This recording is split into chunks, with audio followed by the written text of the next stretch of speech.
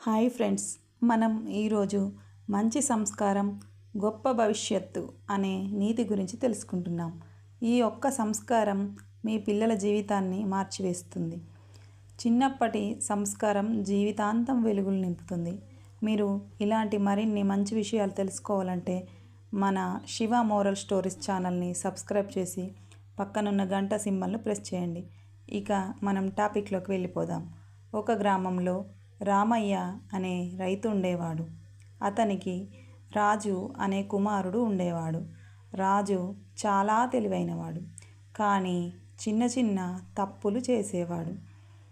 ఒకరోజు పొరుగింటి తోటలోని మామిడి పండు దొంగచాటుగా తెచ్చుకున్నాడు. రామయ్య అది గమనించాడు, కానీ కోప్పడకుండా రాజును దగ్గరికి పిలిచి ఇలా అడిగాడు, బాబూ, ఈ పండు ఎక్కడి నుండి తెచ్చావు? రాజు నిజం చెప్పాడు. అప్పుడు రామయ్య ప్రేమగా చెప్పాడు, ఇవాళ ఒక పండు తీసుకున్నావు, ఎవరూ పట్టుకోలేదు, కాబట్టి రేపు మరొకటి తీసుకోవాలని అనిపిస్తుంది. చిన్న తప్పు పెద్ద తప్పుగా మారుతుంది.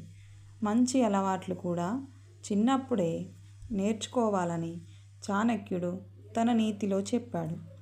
ఆ మాటలు రాజు మనసులో బలంగా నాటుకుపోయాయి. సంవత్సరాలు గడిచాయి. రాజు పెద్దయ్యాక గ్రామాధికారిగా ఎంపికయ్యాడు. అతను ఎప్పుడూ నిజాయితీగా, న్యాయంగా వ్యవహరించాడు. అందరూ అతన్ని గౌరవించేవారు. ఒకరోజు గ్రామస్తులు అడిగారు, మీరు ఇంత మంచి వ్యక్తిగా ఎలా మారారు? రాజు నవ్వుతూ చెప్పాడు, నేను చిన్నప్పుడు చేసిన ఒక చిన్న తప్పును నా తండ్రి ప్రేమగా సరిదిద్దాడు. అప్పుడే నేర్చుకున్న సంస్కారం నన్ను ఈ స్థాయికి తీసుకొచ్చింది.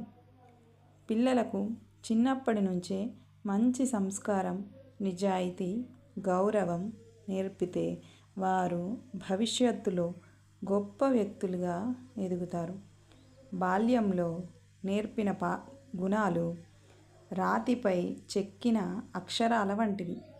అవి జీవితాంతం మనిషిని నడిపిస్తాయి అని చాణక్యుడు తన నీతిలో వివరించాడు.